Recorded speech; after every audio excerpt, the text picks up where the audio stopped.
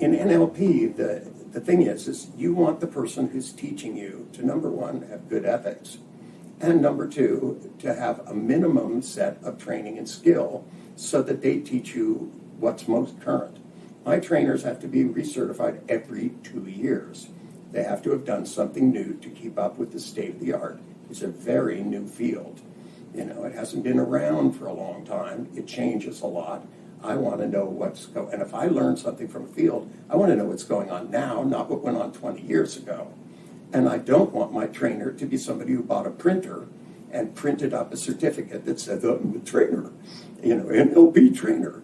And if you have somebody that went to a couple of courses from people that I've never heard of, and they anoint themselves a trainer, do you think you're going to get better training from somebody that I anoint a trainer?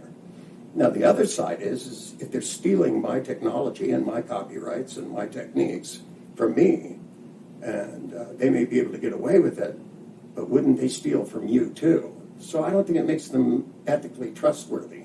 Not only are they, because they might actually have gone to enough courses, they know things, but it's not that hard to become certified as a real trainer. And so I say, why take the chance? Buyer beware. You know, in all things, you know, you buy a car, you go to the doctor, you're going to go to a dentist. I want to talk to people that he's pulled their teeth out before I let them go in my mouth. And, you know, and even certified trainers, I talk to more than one so that I find the best one in my area that gives me the same basis that they got from the person who made it up. And 95% of what's in this field, I made up. And I teach people who teach other people. And the closer it is to me, the more it's going to be a representation. Otherwise, they should be making up their own names, their own technology, and writing their own books, doing their own thing, calling it something else. There's a guy in India who mixed it up with what he does as a guru and made up his own name, you know, neuroshamanicism or something, you know. And my hat's off to him, you know, because that's fine.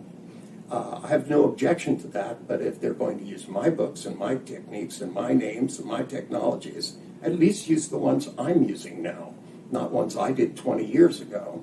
And if you're more of a history buff, you can go back and study with people that studied with me 30 years ago, and they'll teach you what I was doing 30 years ago. But I personally think the best thing to do is say state of the art. Knowledge is evolving much faster than it ever has, and knowledge is much more available than it ever has been. And I think you should pick the best person with the, you know, and our way of telling you is that they have to have a license, and it needs to be current on that license. It has to be renewed every 2 years. And if they're not keeping up, then they're lazy and you shouldn't go to their classes. If you're getting training in Pakistan, I want to recommend that you train with Kamran.